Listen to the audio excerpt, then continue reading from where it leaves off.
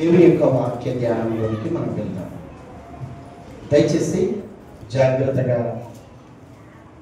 దేవుని మాటలు వినడానికి సిద్ధపడాలని మరొకసారి మీ అందరికీ మనవి చేస్తూ, ఈరోజు మనం నేర్చుకోవలసినటువంటి అంశం ఏంటంటే, దేవుడు కష్టాలలో లేదా కష్టాలలో మనం నేర్చుకోవలసిన పాఠాలు ఏవి? దేవుడు కష్టాన్ని మన జీవితంలోనికి వచ్చినప్పుడు ఆయన మనకు నేర్పిస్తున్న పాఠాలు ఏవి? బాబు మాట్లాడకండి. దేవుడు పరలోకంలో ఉన్నాడు, భూమి మీద ఆయన పిల్లలుగా మనం జీవిస్తూ ఉన్నాం. మన జీవితాలలో కష్టాలు, నష్టాలు, బాధలు, ఇబ్బందులు మనకు వస్తూ ఉన్నాయి. అవునా? దేవుని నమ్మిన దేవుని పిల్లలకు కష్టాలు ఉన్నాయి, బాధలు ఉన్నాయి, ఇబ్బందులు ఉన్నాయి. ఈ కష్టాలు, ఈ బాధలు, ఈ ఇబ్బందులు, వీటి ద్వారా దేవుడు మనకు ఏమి నేర్పించాలని ఆయన ఇష్టపడుతున్నాడు, మనం ఏమి నేర్చుకోవాలి, మనం ఏమి నేర్చుకుంటే ఆయన సంతోషపడతాడు అన్నది మనం నేర్చుకోనబోతూ ఉన్నాం. కష్టాలలో దేవుడు ఏదో నేర్పించాలని ఇష్టపడుతున్నాడు. అర్థమవుతుందన్నమాట. కష్టాలలో మనకు దేవుడు కొన్ని పాఠాలు నేర్చుకోవడానికి దేవుడు ఇష్టపడుతున్నాడు. నీ జీవితంలో అవి కనబడాలని దేవుడి కష్టాలు నీకు వస్తున్నాయి. ఇప్పుడు స్కూల్లో పిల్లలకు పాఠాలు నేర్పిస్తూ ఉంటారు. స్కూల్లో పాఠాలు నేర్పిస్తుంటారు. స్కూల్లో పిల్లలకి పాఠాలు ఏ విధంగా నేర్పిస్తారంటే, ఒక్కొక్కసారి టెక్స్ట్ బుక్ చూపించి పాఠాలు నేర్పిస్తారు. టెక్స్ట్ బుక్ లో రాయబడినటువంటి ఆ మాటలను చూపించి పాఠాలు నేర్పిస్తారు. అది ఒక భాగం అయితే, ఇంకొక భాగము ఎలా నేర్పిస్తారంటే, డైరెక్ట్గా పరిస్థితులను చూపించి లేదా మరి ప్రకృతిని చూపించి కొన్ని పాఠాలు నేర్పిస్తూ ఉంటారు. లేదా కొన్ని దృశ్యాలను చూపించి కొన్ని పాఠాలను నేర్పిస్తూ ఉంటారు. దానినే ప్రాక్టికల్ అంటారు.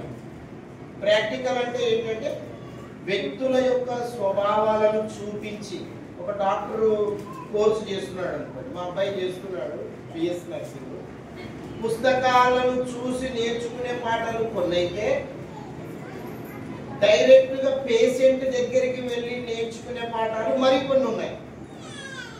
నేను అడిగాను మా అబ్బాయిని, దీనికంటే ఏది ఎక్కువగా మనం గుర్తుపెట్టుకుంటామంటే డైరెక్ట్ గా పేషెంట్ దగ్గర చేసే ఆ వైద్యమే ఎక్కువ మైండ్ లోనికి వెళ్ళిపోతుంది అన్నమాట. ఇవి కూడా నేర్చుకోవాలి, ప్లస్ అవి కూడా నేర్చుకోవాలి. ఎందుకంటే ప్రాక్టికల్ గా మనం చూస్తుంటాం అనమాట. ఏ ఇంజెక్షన్ ఇస్తే ఎక్కడ వరకు ప్రభావితం చేస్తుంది, ఇది ఏ ట్యాబ్లెట్ ఇస్తే ఈ ట్యాబ్లెట్ ఎక్కడ వరకు పనిచేస్తుంది, ఇవన్నీ కూడా పేషెంట్ను కళ్ళారా చూసి నేర్చుకునే పాఠాలు కొన్ని ఉంటాయి. ఒక విద్యార్థికే ఈ విధంగా ఆలోచన చేసి పుస్తకాలను చూపించి నేర్పించే పాఠాలు కొన్ని అయితే, తర్వాత ప్రాక్టికల్ గా పేషెంట్ ని చూసి నేర్పించే పాఠాలు మరికొన్ని అయితే, ప్రకృతిని చూపించే పాఠాలు మరికొన్ని అయితే, ఇవన్నీ కనుక బాగా నేర్చుకున్నాడు అనుకోండి, అబ్బాయి గొప్పవాడయ్యే అవకాశం ఉంటుంది. ముందుకు భవిష్యత్తులో ఇంకా ఎదిగే అవకాశం కూడా ఉంటుంది. అలాగే అది దృష్టిలో పెట్టుకొని మనము కూడా దేవుని పిల్లలమైన మనకు కూడా దేవుడు కొన్ని పాఠాలు నేర్పించాలని ఇష్టపడుతున్నాడు. ఏవి ఆ పాఠాలు అంటే కొన్నిసార్లు బైబిల్లో ఉన్నటువంటి ఈ యొక్క బైబిల్లో ఉన్నటువంటి విషయాలను కొన్ని చూపించి నేర్పించేవి కొన్ని అయితే, మరికొన్ని ఏంటంటే మన జీవితంలోనికే కొన్ని వచ్చి మనము వాటిని అనుభవిస్తూ నేర్చుకునే పాఠాలు మరికొన్ని ఉన్నాయి. అవే కష్టాలు, శ్రమలు. కొన్ని బైబిల్లో ఉన్న విషయాలు నేర్పించి మన జీవితాన్ని సరిచేసే పాఠాలు కొన్ని అయితే, కొన్ని మనకు వచ్చే కష్టాలు, బాధలు, ఇబ్బందులు, శ్రమలు వాటి ద్వారా నేర్చుకునే పాఠాలు మరికొన్ని. ఇవన్నీ నేర్చుకొని మన ఆత్మీయ జీవితాన్ని చక్కగా కాపాడుకోవడానికి ప్రయత్నము చేయాలి మనం. ఇప్పుడు మొదటి భాగంలో బైబిల్లో ఉన్న విషయాలను చూసి నేర్చుకునేవి మొదటి భాగం అయితే, రెండవ భాగం ఏంటంటే మన జీవితంలోనికే మన మన మన పరిస్థితి ప్రభావమును బట్టి నేర్చుకునే పాఠాలు మరికొన్ని. ఇప్పుడు మనం నేర్చుకోవాల్సినటువంటిది ఏంటంటే రెండవ భాగాన్ని గురించి మనం నేర్చుకున్నాం. ఏంటంటే శ్రమలు మన జీవితాలలో ఉంటాయి. ఉన్నాయా శ్రమలు? లేవా? ఏమా కష్టాలు ఉన్నాయా మన జీవితాల్లో? ఉన్నాయి కదా. కష్టాలు, నష్టాలు, బాధలు, ఇబ్బందులు, శ్రమలు మన జీవితాల్లో ఉన్నాయి. ఈ శ్రమలు, ఈ కష్టాలు, ఈ బాధలు, ఈ ఇబ్బందులు ఏదో ఒక రకంగా వస్తూ ఉన్నాయి మనిషి జీవితంలోనికి. రావా? కుటుంబ పరంగా కానీ, ఆరోగ్య పరంగా కానీ, సమస్యలు, బంధువుల ద్వారా, ఎవరి ద్వారా ఒకరి ద్వారా మన జీవితంలోనికి సమస్యలు వస్తూనే ఉన్నాయి, కష్టాలు వస్తూనే ఉన్నాయి. వీటి ద్వారా నీవు నేర్చుకోవలసినటువంటి పాఠాలు చాలా ఉన్నాయి. అవి ఏవి అన్నది మనం జాగ్రత్తగా ఆలోచిస్తే, ఒకసారి బైబిల్ గ్రంథములో భక్తులు ఉన్నారు కొంతమంది. వారికి కూడా కష్టాలు వచ్చాయి, బాధలు వచ్చాయి, ఇబ్బందులు వచ్చాయి. ఆ కష్టాలలో, ఆ బాధలలో వాళ్ళు ఎలాగూ ఉన్నారు, తర్వాత వాళ్ళు నేర్చుకున్నటువంటి ఆ పాఠం ఏంటో అది మనం ముందు ఇప్పుడు మనం నేర్చుకోవడానికి ప్రయత్నం చేద్దాం. వాళ్ళు మీకు అందరికీ తెలుసు, భక్తులు చాలా మంది కష్టాలు ఎదుర్కొన్నారు. అందులో ఒక ఆయన గురించి మనం జాగ్రత్తగా ఆలోచిద్దాం. ఆయన ఎవరో కాదు, యోబు. ఎవరండి? అమ్మ ఎవరమ్మా లాస్ట్లో ఉన్న వాళ్ళు? ఎవరమ్మా ఆ లాస్ట్లో ఉన్న వాళ్ళు? ఏమా? విజయ్ కుమార్. యోబు, వెరీ గుడ్. ఏమా? అన్నా. ఎవరమ్మా? గట్టిగా. వెరీ గుడ్, యోబు. ఆ లాస్ట్ లో ఎవరు కూర్చున్నారు అక్కడ?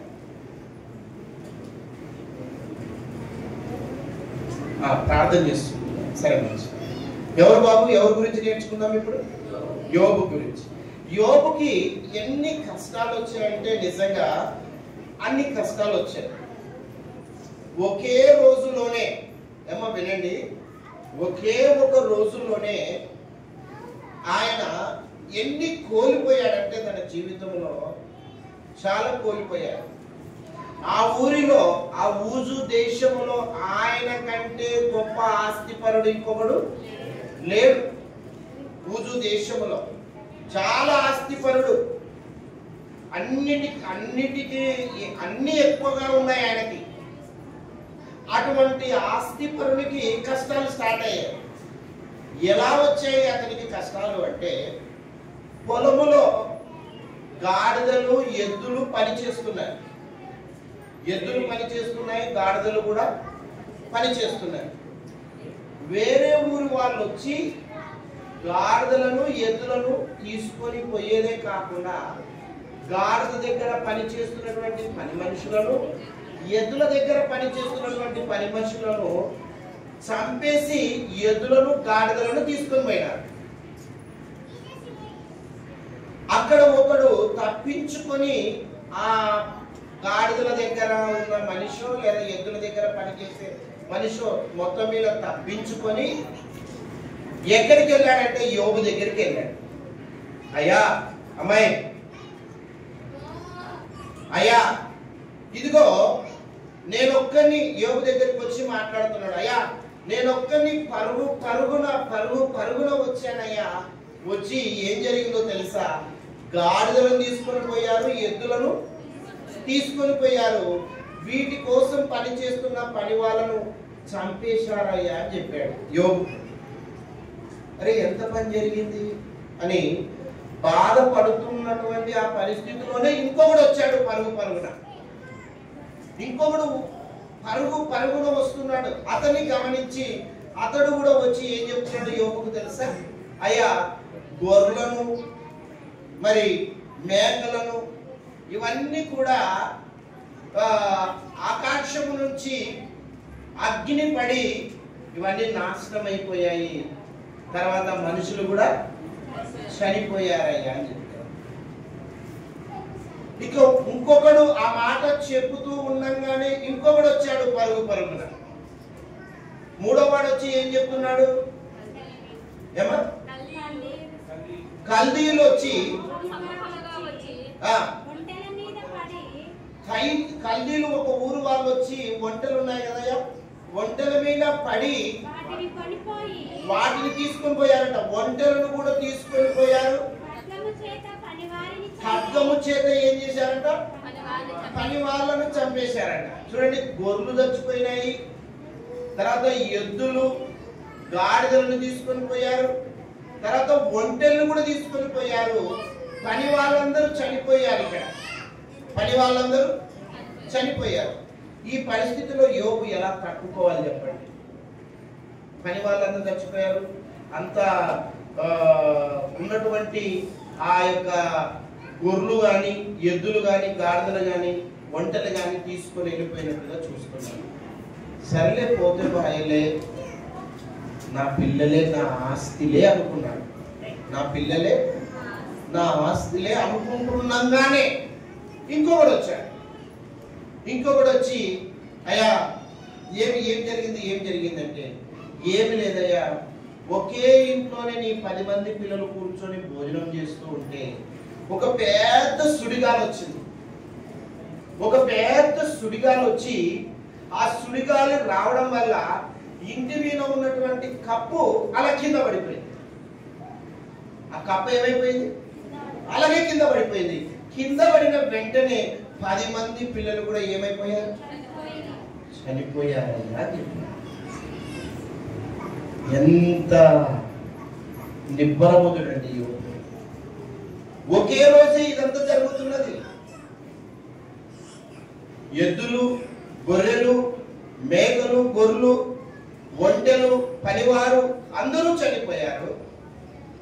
తర్వాత 10 మంది పిల్లలు, 7 మంది కుమారులు, 3 కుమార్తెలు, 10 మంది పిల్లలు కూడా అలాగే మిద్దె కూలిపోయి శవాలుగా పడిపోతే ఆయన పరిస్థితి ఎలా ఉంటుందో ఒక్కసారి మీరు ఊహించండి.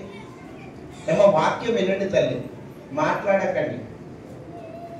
ఒక్కసారి ఊహించండి. ఒక్కసారి యోబుకున్నటువంటి ఆ శ్రమలను ఒక్కసారి మీ కళ్ళ ఎదుటికి తీసుకొని రండి, ఎలా ఉంటుందో పరిస్థితి.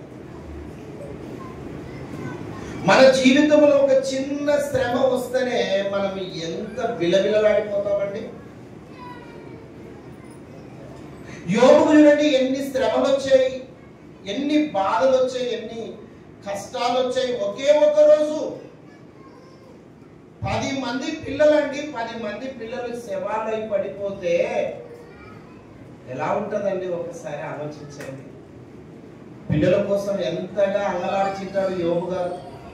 పిల్లలు ఎక్కడ తప్పు చేస్తున్నారేమో అని ప్రార్థన చేసేవాడు యోబు. అలాంటి పిల్లలు శవాలై పడిపోతే దేవుని స్తుతిస్తాడా, దేవుని మహిమపరుస్తాడా? ఒకసారి ఆలోచించండి. ప్రేమతో పెంచుకున్న కుమారునికి జ్వరం వస్తేనే తట్టుకోలేము మనం. ప్రేమతో పెంచుకున్న కూతురికి ఏదైనా జరిగితేనే తట్టుకోలేమండి. ఒక తల్లిగా ఒక తండ్రిగా మనము తట్టుకోలేము. జ్వరం వస్తేనే తట్టుకోలేము. ఏదైనా రోగం వస్తే తట్టుకోలేము మనం తల్లిదండ్రులుగా. అలాంటి వాతావరణములో ఉన్నటువంటి మనము, అదే సమాజం, అదే వాతావరణంలో యోబు గారు కూడా ఉన్నారు కదండి. మరి ఎలా ఎలా ఆయన తట్టుకున్నాడు అని మనం జాగ్రత్తగా ఆలోచిస్తే నిజంగా ఆయన తట్టుకున్నాడు, ఆయన భరించాడు. ఇదంతా ఏమన్నాడో తెలుసా? ఆయన అన్న మాట చూడండి, ఇవన్నీ జరుగుతున్నప్పటికీ, పిల్లలు శవాలుగా పడినప్పటికీ కూడా ఆయన మాట్లాడుతున్న మాటను చూస్తే నిజంగా చాలా ఆశ్చర్యం అవుతుందండి. 21 అమ్మా, 1వ అధ్యాయము 21 చదవండి అమ్మా. నేను నా తల్లి గర్భములో నుండి దిగంబరినై వచ్చి తిని, దిగంబరినై అక్కడికి తిరిగి వెళ్ళేదాన్ని. అమ్మాయి ముందుకు రండి తల్లి, మీరు కొంచెం పాప అంకిత రండి అమ్మ, అనుష రండి, రండి తల్లి ముందుకు రండి. మీరు ముందే పిల్లలంతా ఏం చేయాలంటే ముందు కూర్చోవాలి, వాళ్ళ అక్కడ ఇంత ఇబ్బంది ఎందుకు. రండి ముందుకు రండి, ముందుకు రండి. వెరీ గుడ్ బాబు, మీరు కూడా కొంచెం ముందు కూర్చోండి. పిల్లలు ముందు కూర్చోండి. దమ్మా ముందుకు రండి, మీరు కూడా కూర్చోండి. లేదు మంచి బాగా లేచిన ఆడ కూర్చో, లాస్ట్లో కూర్చో బాగా. ఓకేనండి, టైం అవుతుంది, త్వరగా. యోబుకున్నటువంటి ఆ కష్టాలు మామూలు కష్టాలు కాదు.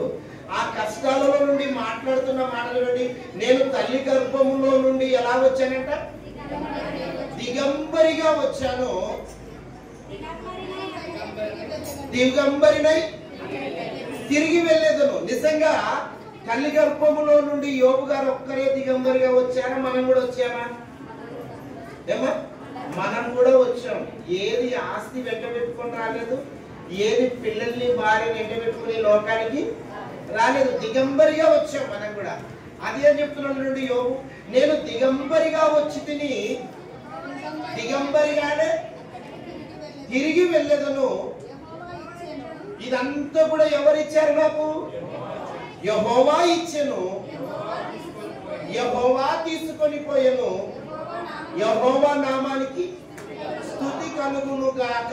స్తుతిస్తున్నాడండి యోబు. దేవుని ఎప్పుడు స్తుతిస్తున్నాడు? స్తుతికుడికి ఎప్పుడు పెట్టుకున్నాడు? అంత నష్టం జరిగిన తర్వాత. మీరు మాట్లాడడానికి కాదు ముందు పిలిచినది మీకు.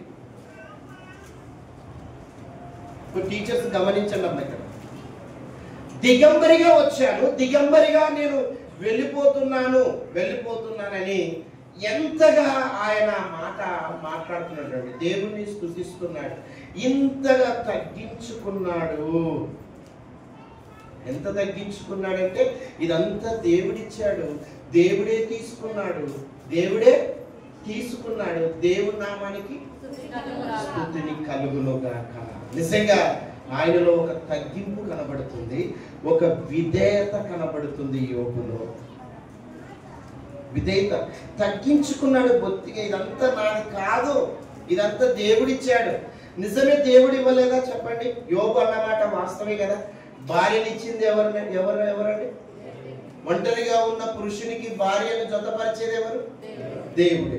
దేవుడు జతపరచబడిన వీరిద్దరికి గర్భఫలాలు ఇచ్చేది ఎవరు? దేవుడే. గర్భఫలం యెహోవా ఇచ్చు.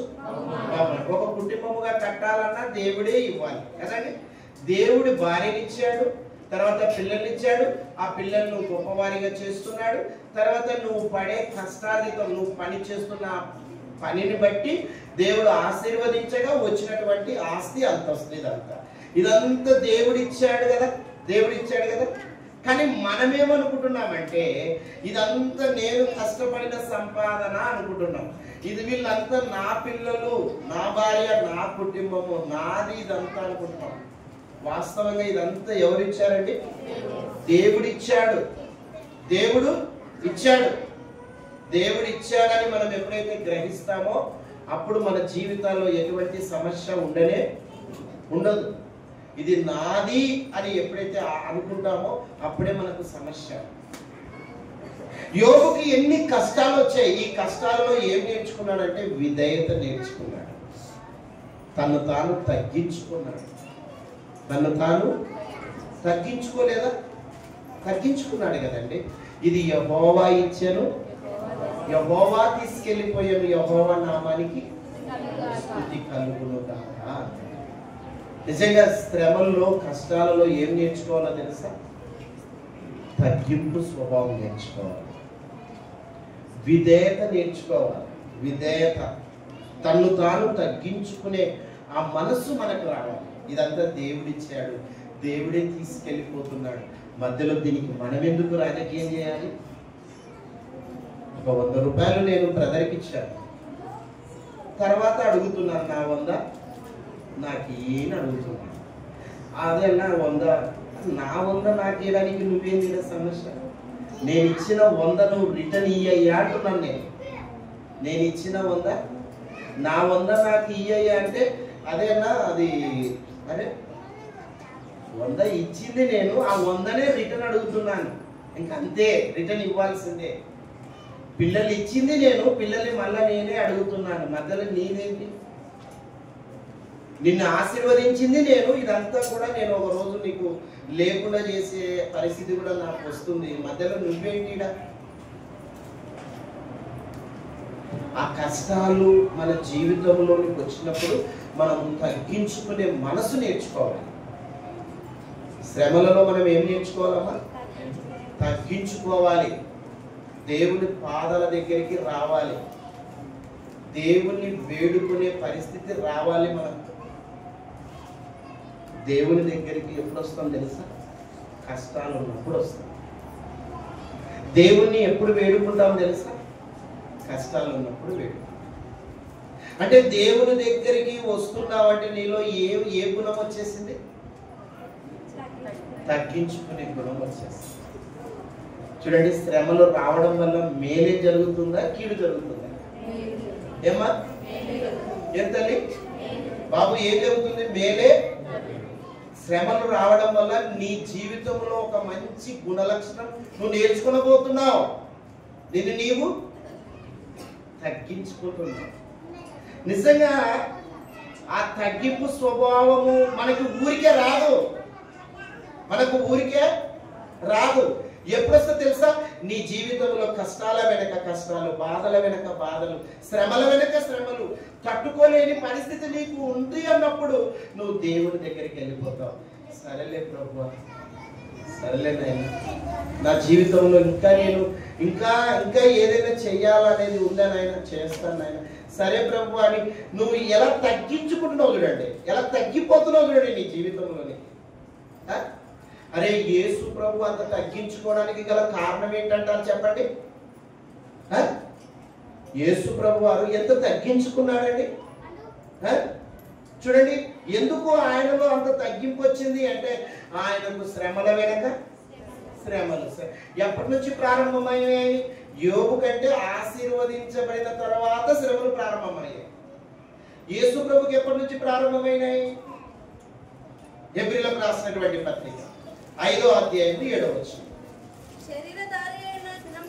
శరీరధారి అయిన దినములలో అన్నాడు. శరీరాన్ని ధరించుకొని వచ్చిన నాటి నుండి అని చెప్తున్నాడు.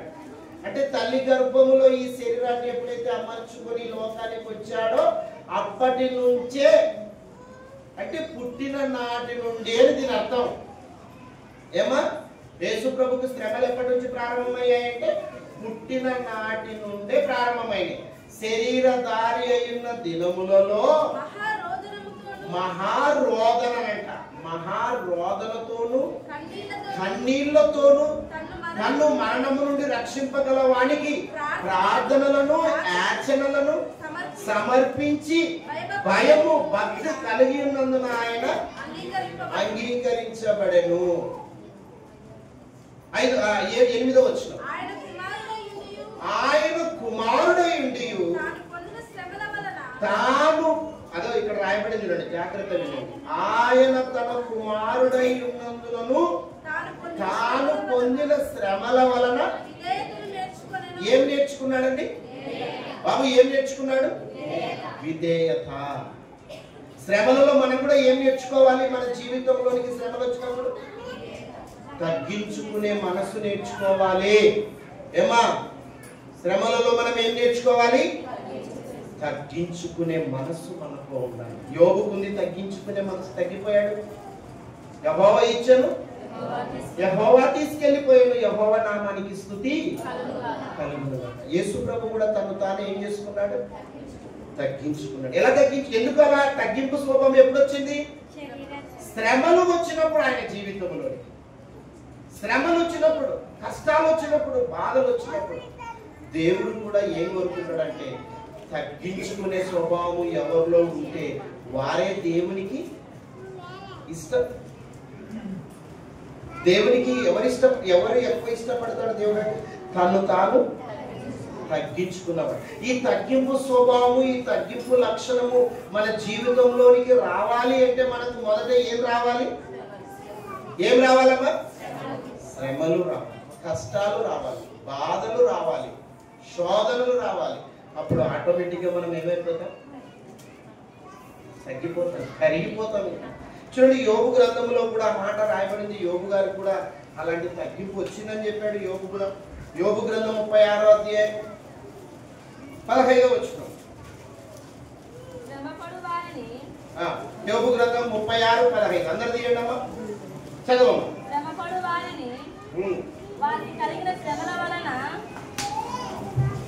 శ్రమపడు వారిని వాటికి కలిగిన శ్రమల వలన ఆయన విడిపించును, బాధల వలన వారిని ఏం చేస్తాడంట? ఏం చేస్తాడమ్మా? అందరూ చెప్పండి, కాస్త గట్టి చెప్పండి బాబు. విధేయులుగా చేయనంట. శ్రమలలో ఏమి నేర్చుకుంటున్నాం మనము? విధేయులుగా మార్చేస్తాడంట దేవుడు. విధేయత అంటే తగ్గిపోవడము. నిజంగా ఈరోజు గర్వము మనలో ఉంది అంటే, మనలో శ్రమలు వచ్చినప్పుడు గర్వం వస్తుంది అంటే అది నేర్చుకునే పాఠము. దేవుడు నేర్పించే పాఠం ఏంటంటే శ్రమలు వచ్చినప్పుడు మనలో విధేయత కావాలని కోరుకుంటున్నాడు. తగ్గించుకునే మనస్సు కోరుకుంటున్నాడు. ఆ తగ్గింపు స్వభావం మనలో ఖచ్చితంగా రావాలి. శ్రమలు రావడం వల్ల మనకు మేలే జరుగుతుంది. శ్రమలు రావడం వల్ల ఒక మంచి గుణ లక్షణం, ఒక మంచి లక్షణాన్ని మనం నేర్చుకోబోతున్నాం. నిజంగా అండి, తగ్గింపు స్వభావం ఊరికే రాదు తెలుసా. శ్రమలు వస్తేనే మనిషి ఏమైపోతాడు? సరేలేనా, తగ్గించుకోకూడదు. ఎందుకులే, తగ్గించుకున్నాం. ప్రభు తగ్గించుకున్నాడు. ఎందుకంత తగ్గింపు? ఎందుకు వచ్చింది ఆయనకంత తగ్గింపు? శ్రమలే ఆయన జీవితంలో అంత తగ్గింపు నేర్పించింది. చూసారా? ఇది ఒక మంచి అలవాటిది మన జీవితంలో. మనం నేర్చుకోవలసినటువంటి ప్రాముఖ్యమైనటువంటి అంశం ఇది. మనము నేర్చుకోవలసినటువంటి ఒక చక్కటి పాఠం. కాబట్టి శ్రమలు వచ్చినప్పుడు బలహీన పడిపోవాల్సిన అవసరత లేదు. మనం శ్రమలు వస్తాయి, ఆ వచ్చినప్పుడు విధేయత నేర్చుకోవడానికి ప్రయత్నించాలి. ఇంకొక లక్షణం, శ్రమలు వచ్చినప్పుడు తను తగ్గించుకునే గుణం మనలో ఉండాలి. ఇంకొక గుణం, శ్రమలు వచ్చినప్పుడు ఇంకొకటి కూడా నేర్చుకోవద్దా? మనం నేర్చుకోవాలవుతా? ఈ మంచి లక్షణాలని నేర్చుకోవాలా. మనం దేవుని పిల్లలమైన మనం ఖచ్చితంగా ఇవి నేర్చుకుంటేనే మనిషి జీవితానికి ఒక అర్థం ఉంటుంది. మనిషి జీవితం ఒక గొప్పగా జీవించడానికి అవకాశం ఉంటుంది తెలుసా. గొప్పగా జీవించాలి అంటే ఈ లక్షణాలు మన జీవితాలు ఉండాలి. యేసు ప్రభు అంత గొప్పగా అయిపోయాడు అంటే కారణం ఏంటి? తను తాను తగ్గించుకున్నాడు. తగ్గించుకున్న గుణం రావాలంటే ఏం రావాలి? మొట్టమొదటిగా శ్రమలు ఉండాలి. ఇంకొకటి నేర్చుకుందాం. ఇంకొకటి ఏంటి? యాకోబు రాసినటువంటి పత్రిక, యాకోబు గారు రాస్తూ ఆయన కూడా ఏమి నేర్చుకుంటున్నాడు ఈ శ్రమలలో, ఏమి నేర్పించబోతున్నాడు ఆయనతో పాటు ఉన్న వారికి. 5వ అధ్యాయం 10వ వచనం. నా సహోదరులారా, ప్రభువు నామమున బోధించిన ప్రవక్తలకు ఏమనుభవం నేర్చుకోవాలంట? ఏమనుభవాన్ని నేర్చుకోవాలమ్మా? శ్రమలలో అనుభవాన్ని నేర్చుకోవాలంట. ప్రవక్తల జీవితాలలో నుండి మనం ఏం చూడాలి? ఏం చూడాలమ్మా? వాళ్ళు పడిన శ్రమలు ఎలా పడ్డారో అవి చూడాలి మనం. ప్రవక్తలు అంటే దేవుని నమ్మిన దేవుని పిల్లల్లో చూడవలసినటువంటి ఒక మంచి గుణం ఏంటో తెలుసా? శ్రమలు. వాళ్ళు పడిన శ్రమలను చూడాలి. కానీ చాలా మంది దేవుని భక్తుల జీవితాలలో ఏం చూస్తున్నారు తెలుసా? చాలా మంది చూసే విధానం ఏంటో తెలుసా? ఆశీర్వాదాలు. అబ్రహామును ఆశీర్వదించిన దేవ, నన్ను ఆశీర్వదించిన ఆయన. ఇసాకును ఆశీర్వదించిన దేవ, నన్ను ఆశీర్వదించు ప్రభా. యాకోబును ఆశీర్వదించిన దేవ, నన్ను ఆశీర్వదించు దేవ. నిజంగా భక్తుల జీవితాలలో ఏం చూడమంటున్నాడు యాకోబు గారు? శ్రమలలో అనుభవాన్ని నేర్చుకోమంటున్నాడు. ఆశీర్వాదాలలో అనుభవాలు కాదు ఇక్కడ, అవునా? శ్రమలలో అనుభవాలు నేర్చుకోవాలి. శ్రమలలో అనుభవాలు నేర్చుకుంటేనే మన జీవితాలు బాగుపడేది తెలుసా? మన బ్రతుకులు బాగుపడేది. మనము గొప్ప వాళ్ళం అయిపోయే అవకాశం కూడా ఉంటుంది శ్రమలలో అనుభవాలను నేర్చుకుంటే. ప్రవక్త జీవితాలలో ఏం చూడమన్నాడు? శ్రమానుభవం. శ్రమలలో అనుభవాన్ని నేర్చుకోవాలి. కష్టాలు వాళ్ళు పడ్డారు, వాళ్ళ అనుభవాలు మనం నేర్చుకోవాలి. నీకే కాదు కష్టాలు ఉండేది, ఎవరికి ఉన్నాయి? దేవుని నమ్మిన భక్తులు ప్రవక్తలకు కష్టాలు ఉన్నాయి. ఆ కష్టాలలో నుండి వాళ్ళ జీవితాలు ఎలా ఉపయోగపడ్డాయో నేర్చుకున్నాలి. ఓకే, శ్రమలలో అనుభవాన్ని నేర్చుకొని ఇంకా ఏం చేయమన్నాడు? ఓపిక. ఓపికను మాదిరిగా పెట్టుకున్నాడు. శ్రమలలో ఏం నేర్చుకోవాలి? ఇంకొక పాఠం. శ్రమలలో ఏం నేర్చుకోవాలి? ఓపిక. కష్టాలలో ఏమొస్తాయండి? కష్టాలు వచ్చినప్పుడు మన జీవితాలలో ఏమి రావాలి? ఓపిక ఉండాలి. ఏమా? శ్రమలలో ఏమొస్తుంది మన జీవితంలోనికి? ఓపిక ఉండాలి. ఓపిక. ఓపిక. సహించే గుణం ఉండాలి. భరించే గుణం రావాలి. ఓపిక ఉంటేనే శ్రమలను మనము జయిస్తాం. ఓపిక అనేది చాలా మంచి గుణం, మంచి లక్షణం. ఓపిక లేకపోతే మనం ఇంకా ప్రభు దగ్గరికి కూడా చేరే అవకాశం కూడా ఉండదు తెలుసా? ఇవన్నీ కూడా ప్రభుకు దగ్గరగా చేర్చే గుణాలు ఇవి, గుణ లక్షణాలు ఇవి. ఏమా? ఓపిక చాలా అవసరం దేవుని పిల్లలకు. తొందరపాటు ఉండకూడదు. తొందర పడితే దేవునికి దూరం అయిపోయే అవకాశం ఉంది. తొందర పడితే మనకున్న సమస్య తీరదు, మనకున్న కష్టము పోదు, మనకున్న ఇబ్బంది పోదు. ఓపిక ఉండాలి. ఓపిక భరించాలి. ఎప్పుడు వస్తుంది ఈ ఓపిక? శ్రమలు వచ్చినప్పుడు నీ జీవితం సహించాలి. దీర్ఘ శాంతం ఉండాలి. ఇప్పుడు నా భార్యను చూస్తున్నారు మీరంతా కదా. నేను అప్పుడప్పుడు కొంచెం ఏదైనా సేవ చేస్తుంటే ఎంత ఓపిక సార్ నీకు అంటూ అన్నారా? నేనే విన్నా. అన్నారా? విన్నా. అంటే ఈ ఓపిక నాకు వస్తుంది అంటే నాకేముంది అక్కడ? ముందు ముందు శ్రమ. నా భార్య బాగుందంటే నాకు ఓపిక కూడా ఉండేదేం కాదేమో బహుశా, అవునా? అయినా కూడా నేను ఇంకా ప్రార్థన చేసుకుంటాను, ప్రభువా ఇంకా తొందరపాటు నా జీవితంలో ఉంది, ఇంకా ఇంకా ఇంకా ఇంకా ఇంకా ఇంకా ఇంకా ఓపికను దయచేయనైనా, ఇంకా ఓపిక దయచేయి, ఇంకా ఓపిక దయచేయనైనా అంటున్నాను అంటే ఇంకా శ్రమలు నీ జీవితంలోనికి రావాలి అని అర్థం, అవునా? ఈరోజు శ్రమలు ఉన్నాయి మన జీవితంలో, కష్టాలు ఉన్నాయి, బాధలు ఉన్నాయి, పోతలేవు అంటే ఈ గుణాలు నువ్వు ఇంకా నేర్చుకోలేదు అని అర్థం. అది బాగా అర్థం చేసుకోండి. దేవుని యొక్క మాటలను బాగా అర్థం చేసుకోండి. నీలో విధేయత లేదు అంటే ఇంకా శ్రమలు నీ జీవితంలోనికి ఇంకా రావాలి అని అర్థం. విధేయతను నేర్చుకున్నావు అనుకోండి, ఓపిక నీ జీవితంలోనికి వచ్చింది అనుకోండి, ఈ శ్రమలు ఏమైపోతాయి? ఈ శ్రమలు ఏమైపోతాయి? తగ్గిపోతాయి. శ్రమలు తీసివేసే అవకాశం కూడా ఉంది. శ్రమలు ఇంకా ఉన్నాయనుకోండి, ఇంకా నువ్వు ఈ గుణాలు ఇంకా నీ జీవితంలోనికి రాలేదని అర్థం చేసుకోవాలి. ఓపిక ఎంత మంచి లక్షణం చూడండి. నిజంగా ఓపిక ఉంటే చాలా అన్నిటిని జయిస్తాం. ఓపిక ఉండాలి. సరేలేమ్మా కుటుంబంలో ఎన్నో ఎదుర్కోవాల్సిన పరిస్థితులు, కుటుంబం అన్నాక ఏదో హ్యాపీగా జరగవు, హ్యాపీగా దినాలు గడపం. మనం ఎన్ని ఎదుర్కోవాలండి, ఎన్ని ఎదుర్కోవాలి, ఎన్ని ఆటంకాలు వస్తాయి, ఎన్ని సమస్యలు వస్తాయి, ఎన్ని ఇబ్బందులు వస్తాయి. అది ఎటువైపు నుంచి వస్తామో మనకి తెలియదు. భర్త నుంచి భార్యకు రావచ్చు, భార్య నుంచి భర్తకు రావచ్చు, తల్లిదండ్రుల నుంచి పిల్లలకు రావచ్చు, పిల్లల నుంచి తల్లిదండ్రులకు రావచ్చు, లేదా వ్యక్తిగతంగా రోగమైన రావచ్చు. ఏ రకమైనటువంటి సమస్యలు వచ్చినా నీకుండవలసిన లక్షణం ఏంటమ్మా? విధేయత, ఓపిక. ఓపికను మాదిరిగా పెట్టుకోండి. భక్తుల జీవితాలలో నుండి నువ్వు నేర్చుకోవలసిన ఆ మాట ఏంటి? ఓపికను నేర్చుకోవాలి. ఓపిక. వాళ్ళు ఎంత సహించుతారండి. అరే యోబు ఎంతగా సహించుతాడు.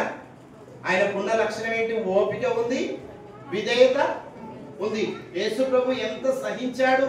ఓపిక ఉంది, విధేయత ఉంది. భక్తుల జీవితాలు ఇలా ఉన్నాయి చూడండి. ఎందుకు వారు అంతగా భరించారు, అంతగా సహించారు అంటే ఇవి వారి జీవితాల్లో ఉన్నాయి కనుక సహించారు. ఇవి వారి జీవితాల్లో ఉన్నాయి కాబట్టి భరించారు, జయించారు, ముందుకు వెళ్ళిపోయారు. వాళ్ళ యొక్క జీవితాన్ని చక్కగా కాపాడుకున్నారు. ఈరోజు నీ జీవితంలో ఇవి లేవు అంటే నువ్వు ఖచ్చితంగా దేవునికి దూరం అయిపోయే అవకాశం కూడా ఉంది. శ్రమలు వస్తున్నాయనుకోండి, బాధలు వస్తున్నాయనుకోండి, ఏమి దేవుడో ఏమి లేదు అనవా? అంటే నీకేం రావాలి? ఆశీర్వాదం రావాలా? శ్రమలు వద్దా? అంటే శ్రమలు వద్దు అంటున్నావు అంటే నువ్వు ఈ లక్షణాలను పోగొట్టుకుంటున్నావు అని అర్థం. ఇవి ఎంత మంచి లక్షణాలు తెలుసా? అసలు నువ్వు కనుక తగ్గించుకుంటే అసలు నీ నుంచి ఎంతో మంది ఎన్నో మాటలు నేర్చుకుంటారు. అయ్యా ప్రభు, మా పాస్టర్ గారు చూడండి, లేదంటే అక్కగారిని చూడండి, లేదంటే ఆ సిస్టర్ చూడండి, లేదంటే అబ్బాయిని చూడండి, ఎంత తగ్గించుకున్నాడు. అంటే వీటి ద్వారా ఇతరులకు నువ్వు నేర్పించే ఒక మంచి పాట కూడా నేర్పిస్తావు. నువ్వు ఈ విధంగా నువ్వు బ్రతికితే నీ మాటకు విలువ ఉంటుంది తెలుసా? నీ మాట కూడా విలువ పెరుగుతుంది. తగ్గింపు,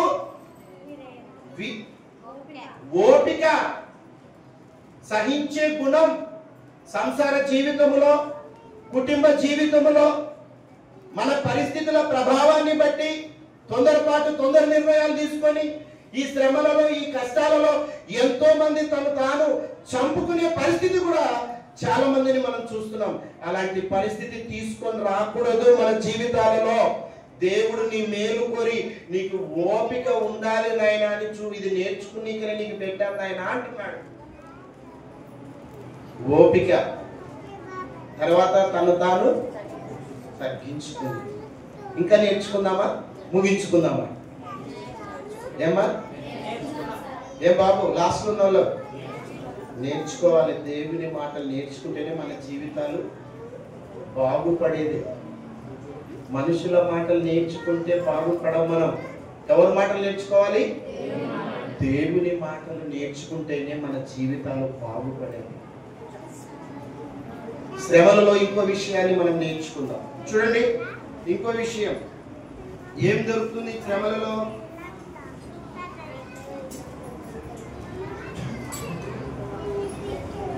తెస్సలోనిలకు రాసినటువంటి 2వ పత్రిక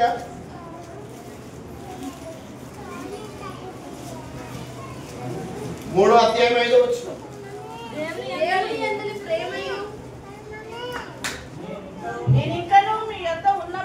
తెస్సలోనిలకు రాసినటువంటి 2వ పత్రిక 3వ అధ్యాయం 5వ వచనం.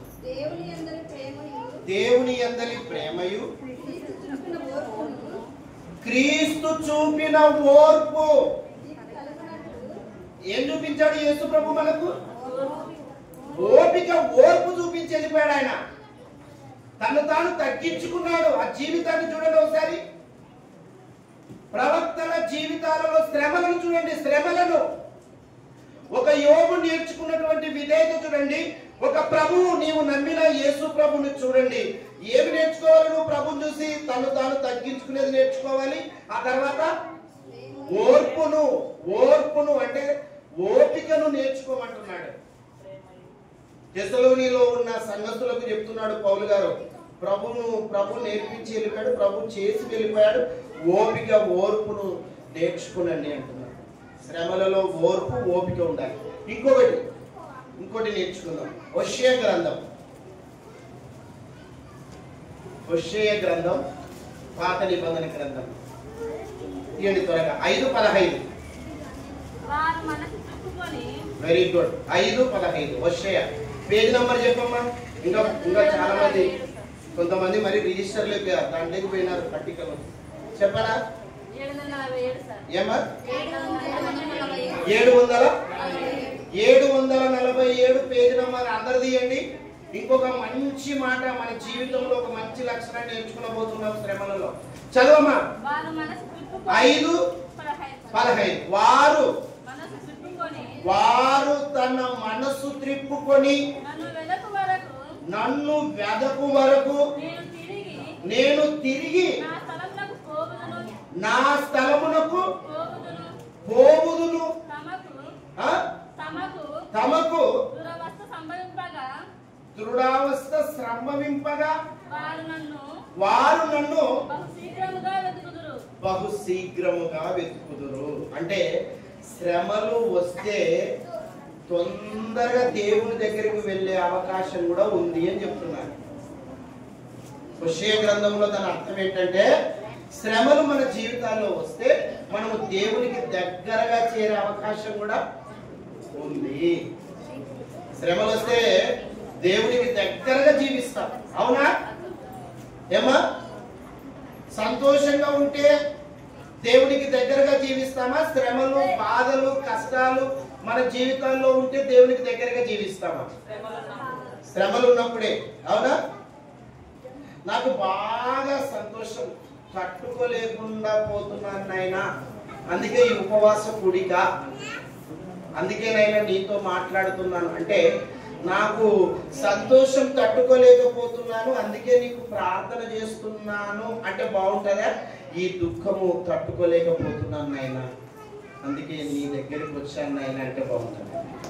ఎప్పుడు వస్తాం? మనిషి సంతోషంగా ఉన్నప్పుడు వస్తామా దేవుని దగ్గరికి సంతోషంగా ఉన్నప్పుడు వస్తామా? దుఃఖంలో ఉన్నప్పుడు వస్తామా? దుఃఖంలో ఉన్నప్పుడే ప్రార్థన చేయాలని ఇష్టపడతాం. అవునా? దుఃఖములో, కష్టాలలో, బాధలు, ఇబ్బందులు ఉన్నప్పుడే దేవునితో మాట్లాడాలని ఇష్టపడతాం. మేలులు జరిగినప్పుడు కాదు, సంతోషం జరిగినప్పుడు, ఆనందం ఉన్నప్పుడు కాదు మన జీవితాన్ని. దేవునికి ఎప్పుడు దగ్గర అవుతామో తెలుసా? మన జీవితాలలో కష్టాలు ఉన్నప్పుడు దేవునికి దగ్గరగా జీవించడానికి అవకాశం ఉంటుంది. దగ్గరికి వెళ్ళిపోతాం దేవుని దగ్గరికి. అవునా? ఒక ఎగ్జాంపుల్ చెప్తాను. బిడ్డకు ఆరోగ్యం బాగాలేదు, నీకు పుట్టిన కుమార్తెకు ఆరోగ్యం బాగాలేదు. ఒక తల్లిగా నువ్వు దగ్గరనే ఉండి ఆ పాపకు లేదా అబ్బాయికి సేవ చేసుకుంటావా? పని పెట్టుకుని వెళ్ళిపోతుంటావా? వదిలేసి వెళ్ళిపోతావా? జ్వరం వచ్చిందండి బాబుకు, జ్వరముతో మూలుగుతున్నాడు బాబు, పరిస్థితి ఏం బాగలేదు బాబుకి. అప్పుడు ఒక తల్లిగా నువ్వు ఎక్కడుంటావు? పాప దగ్గర, మంచం దగ్గర ఉంటావు. మంచం విడిచిపెట్టవు, వేరే పని ఏమి పెట్టుకోము. ఇంకా మనం ఒక తండ్రిగా నీవు నీ కుమారునికి హెల్త్ బాగలేదంటే పనులన్నీ ఆపేసి మా అబ్బాయి బాగుండడానికి ప్రయత్నం చేయాలని బాబు దగ్గరనే ఉండడానికి ఇష్టపడతాను. అవునంటారా కదంటారా? అవును, కరెక్టే, వాస్తవం. పాపకు సహాయం చేస్తూ ఉంటాం. ఏదైనా పని వచ్చినా కూడా, లేదండి మా పాపకు ఆరోగ్యం బాలేదు, నేను రాలేనండి ఆ పనికి అంటే ఎంత దగ్గరగా జీవిస్తున్నాడు. ఒక తల్లిగా బిడ్డకి ఎంత దగ్గర అయిపోతున్నావు. అలాగే నీకు కూడా జ్వరము అనే ఒక శ్రమ వచ్చినప్పుడు నువ్వు ఎక్కడికి వస్తావు తెలుసా? దేవునికి దగ్గరికి వెళ్ళిపోతావు. మరి కొంతమంది శ్రమలు వస్తే, కష్టాలు వస్తే మనుషులకు చెప్పనీకి ప్రయత్నం చేస్తారండి, మనుషుల మీద ఆధారపడతారండి. మనుషులు ఏదో సహాయం చేస్తారన్నట్టుగా బంధువులకు చెప్పడానికి ప్రయత్నం చేస్తాము, ఇరుగు పొరుగు వారికి చెప్పడానికి ప్రయత్నం చేస్తాము, తర్వాత మన అమ్మ నాన్నకు చెప్పడానికి ప్రయత్నం చేస్తాము, తర్వాత మనుషుల మీద ఆధారపడడానికి ప్రయత్నం చేస్తాము. నాకు ఈ కష్టం వచ్చింది, నాకు ఈ బాధ వచ్చింది, నాకు శ్రమలు తట్టుకోలేకపోతున్నాను. ఒక భర్త నుంచో, ఒక భార్య నుంచో, లేదా పిల్లల నుంచో, లేదా నీకు వచ్చే అనారోగ్యం నుంచో నేను తట్టుకోలేకపోతున్నానని ఇతరుల మీద ఆధారపడి ఇతరులకు చెప్పడానికి ప్రయత్నం చేసేవారు కూడా ఉన్నారు. కానీ మనుషులకు చెప్తే ఏం చేస్తాం చెప్పండి? మనుషులకు చెప్తే ఏం చేస్తారు? నీకున్న శ్రమను ఏమైనా తీసేసే అవకాశం ఉందా? ఏదో 4 మాటలు చెప్తాడు, ఓదార్పు కలిగించే మాటలు చెప్తారంటే, కానీ దాని నుంచి నీకు రిలీఫ్ అనేది ఉండదు. అదే దేవునికి చెప్పావనుకోండి, అదే మోకరించి కన్నీరు కార్చి దేవునితో నీవు ఏడుస్తూ ఉపవాసముతో ఉంటూ, ప్రభువా నా పరిస్థితి ఈ విధంగా ఉంది, నన్ను చూసుకునేవాడివి నీవే నాకు మేలు చేసేవాడివి, నీ ద్వారానే నేను మేలు పొందుకోవాలి, నీవే ఈ కష్టాలలో ఆదుకునే దేవుడు, ఆపదలో నాకు మొరపెట్టుము, నీకు నేను ఉత్తరం ఇస్తానన్న దేవుడు నైనా నీవు నువ్వే నాకు సహాయము చెయ్యాలి అని యేసు పాదాల దగ్గరకు వచ్చి నువ్వు గోజాడుతూ ఉంటే అప్పుడు దేవుడు ఖచ్చితంగా నీకు సహాయము చేస్తాడు. ఆయన పాదాలు పట్టుకునేది ఎప్పుడండి? శ్రమలు వచ్చినప్పుడు, ఇంట్లో పరిస్థితులు బాగలేనప్పుడు, కుటుంబంలో సమస్యలు ప్రారంభమైనప్పుడు, నీ జీవితంలో కష్టాల వెనుక కష్టాలు వచ్చినప్పుడు యేసు ప్రభు దగ్గరికి రావాలి, ప్రభు పాదాల దగ్గరికి రావాలి. యేసు ప్రభు వారు శ్రమ ప్రారంభమైతేనే ఇదిగో ఇంకా కొన్ని గంటలలో సిలువకు అప్పగిస్తూ ఉన్నప్పుడు ఆయన ఎక్కడికి వెళ్ళాడు? ఆయన ఎక్కడికి వెళ్ళాడండి? దేవుని దగ్గరికి, దేవుని సహాయం కోసం వెళ్ళాడు. గెత్సేమనే తోటకి వెళ్ళాడండి. తోటకెళ్ళి మోకరించి ప్రార్థన చేస్తూ ఉన్నాడు, దేవునితో మాట్లాడుతున్నాడు, దేవుని పాదాలు పట్టుకున్నాడు. అయ్యా ఈ సమయంలో నువ్వు నాకు సహాయము చెయ్యాలి నాయన, చెయ్యాలి తండ్రి, చెయ్యాలి నాయన అని ఆ గెత్సేమనే తోటకు వెళ్ళి ప్రార్థన చేస్తూ చెమట ఎలా మారిపోయిందో తెలుసా? రక్తపు బిందుగా మారిపోయింది. శిష్యులకు చెప్తున్నాడు, శ్రమ వచ్చింది, మీరేం చేయాలి? ప్రార్థన చేయండి, నిద్రపోవకండి అంటే వీళ్ళు నిద్రపోతూ ఉన్నారు. శిష్యులను ఒక చోట పెట్టాడు, ఇంకా కొంచెం దూరంగా పోయి ప్రార్థన చేస్తూ ఉన్నాడు. ఏకాంతంగా ప్రార్థన చేస్తున్నాడు.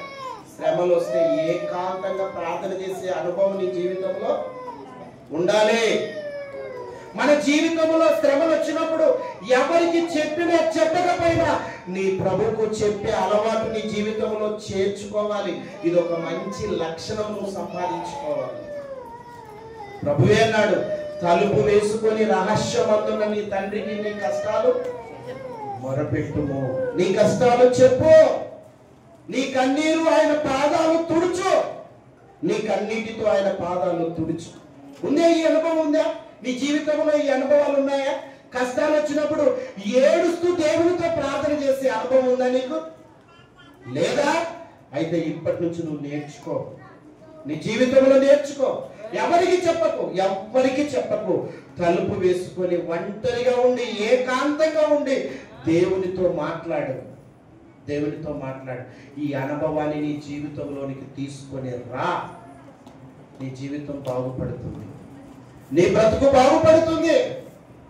శ్రమలు వచ్చాయి అని దేవుని విడిచిపెట్టడం కాదు, దేవుని మీద నింద మోపడం కాదు. నాకే వచ్చాయి ఈ శ్రమలు, నాకే వచ్చేది. దేవుని మందిరంలో నేను అంత చక్కగా పరిచర్య చేస్తున్నానే, దేవుని మందిరంలో అంత చక్కగా పాటలు పాడుతున్నానే, దేవుని మందిరంలో నేను చేసే సేవ ఇంకొకరు ఎవరు చేయలేదే, నాకేంటి ఈ శ్రమలు, నాకేంటి కష్టాలని దేవునికి దూరం అయ్యేది కాదమ్మా.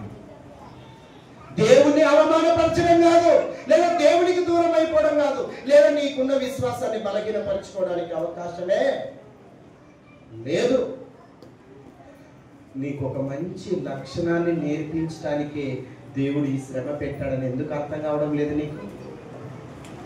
ఒక తల్లి బిడ్డకు అనారోగ్యము బాగలేకపోతే తల్లి ఏ విధంగా బిడ్డ దగ్గరనే ఉంటుందో, నీకు కూడా కష్టం అనే జ్వరము వస్తే నువ్వు కూడా దేవుని పాదాలు విడిచిపెట్టవు తెలుసా? దేవుని పాదాల దగ్గరికి రావడానికి నీ జీవితం అలవాటు పడాలనే ఈ శ్రమలో పెట్టాడు. చూసారా, శ్రమల వలన ఏమేమి నేర్చుకుంటున్నాం మనము? విధేయత, తగ్గించుకునే గుణం, ఓపిక, ఓర్పు. ఓర్పన్నా, ఓపికన్నా, దీర్ఘశాంతం అన్నా ఒకటే. శ్రమలలో ఏం నేర్చుకుంటున్నాం మనం? తను తాను తగ్గించుకునే గుణం, తర్వాత ఓపిక నేర్చుకోవాలి, తర్వాత దేవుని దగ్గరకు రావాలి. దేవుని దగ్గరకు రావాలి. శ్రమలలో ఇవి నేర్చుకున్నాం. తర్వాత ఇవన్నీ నేర్చుకున్నాం అనుకో, ఇక మంచి రోజులు వస్తాయి మనకు. ఏ రోజులు వస్తాయి? మంచి రోజులు వస్తాయి. ఖచ్చితంగా దేవుడు మనకు మేలు చేసే రోజులు ఉన్నాయి. పగలెనక ఉదయం అయితేనే రాత్రి ఎలా అవుతుందో మన జీవితాల్లో కూడా కష్టాలు ఉన్న తర్వాత సుఖం ఉంటుంది. ఇప్పుడు కష్టం ఉందనుకోండి, రాబోయేది ఏంటి? మనకి సుఖం, సంతోషం రాబోతుంది. కొన్ని రోజుల వరకు ఓపికతో, ఓర్పుతో, సహనముతో మనం ముందుకు వెళ్ళిపోవాలి. యేసు ప్రభు ఈ లోకంలో జీవించినంత కాలం కష్టాలు, శ్రమలు అనుభవించాడు కాబట్టి, తను తాను తగ్గించుకున్నాడు కాబట్టి, ఓపికతో భరించాడు కాబట్టి, మరణించి తిరిగి లేచిన తర్వాత ఆయన పరలోకంలో ఉన్నాడు. ఆయనని ఎంతగా హెచ్చించాడో తెలుసా? ప్రభు దేవుడు ఎంతగా హెచ్చించాడో తెలుసా? ఏమా, అసలు ప్రపంచంలో ఉన్న ప్రతి మనిషి ఎక్కడికి రావాలి? యేసు పాదాల దగ్గరికి రావాలి. ఎంత గొప్పగా హెచ్చించాడు ప్రభుని. భూమి మీద ఉన్న ప్రతి మనిషి యేసు నామమున వంగాల్సిందే,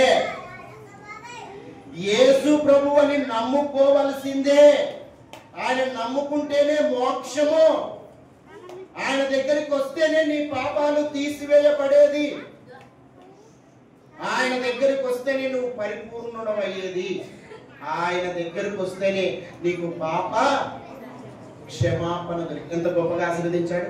ఫిలిప్పీయులకు రాసినటువంటి పత్రిక 2:9 అందుచేతను పరలోకమందు గాని, భూమి మీద ఉన్న గాని, భూమి క్రింద ఉన్న గాని ప్రతి వాని మోకాలు యేసు నామమున, ప్రతి వాని మోకాలంట చనిపోయి తిరిగి లేపబడి 40 రోజులు భూమిలో ఉండి ప్రభు పరలోకానికి వెళ్ళిపోయిన తర్వాత తండ్రి దేవుడు ఆయనను హెచ్చించినటువంటి మాట మాట్లాడుతున్నాడు ఫిలిప్పు గారు.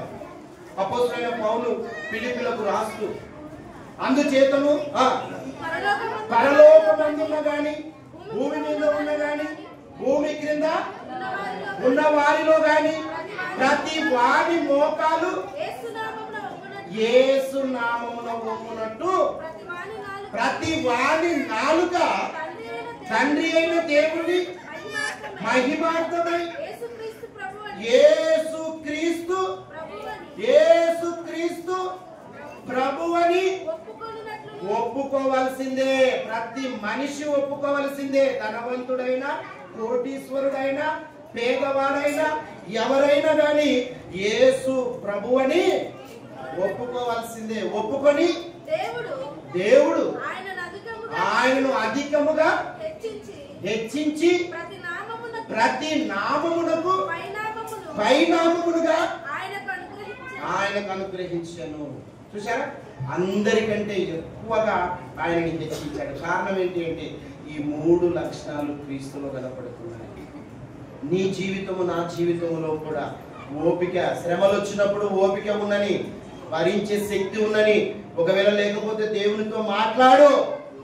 నాయనా, నీవు నాకు ఈ శ్రమలు పెట్టావు అంటే నువ్వు నా నుంచి ఒక మంచి లక్షణాన్ని నేర్పించడానికి పెట్టావు నాయనా. నన్ను నేను తగ్గించుకున్నాలని నీ మనసులో నిజంగా నేను తగ్గిపోతాను నాయన, నేను తగ్గించుకుంటాను. ఓపికను నేను సంపాదించుకుంటాను. తర్వాత నీ పాదాల దగ్గరికి నేను వచ్చి నేను విడువనైనా, నిన్ను ఎప్పటికీ విడువనైనా అని ఈ 3 లక్షణాలు శ్రమలలో నువ్వు జయించావనుకో, ఖచ్చితంగా మంచి రోజులు నీ జీవితంలోకి వస్తాయి. మంచిగా దేవుడు నిన్ను ఆశీర్వదిస్తాడు. గొప్ప మంచి రోజులు నీ జీవితంలోనికి రాబోతాయి. ఖచ్చితంగా నువ్వు అనుభవిస్తావు. తర్వాత పరలోకానికి చేరి అక్కడ కూడా నీ జీవితం బాగుంటుంది. కాబట్టి శ్రమలో మనం నేర్చుకోవాల్సిన పాఠాలు చాలా మంచి గుణలక్షణాలు. ఏవేమమ్మా? తగ్గించుకునేది, ఓపిక, దేవుని దగ్గరకు చేరడం. ఈ 3 నేర్చుకొని మనల్ని మనమే సరి చేసుకుందాం. చక్కగా విన్నటువంటి మాటలు మన హృదయాల్లో భద్రపరచుకుందాం. ఈ మాటలు దేవుడు దీవించి ఆశీర్వదించి చిన్న ప్రార్థన చేసుకుందాం.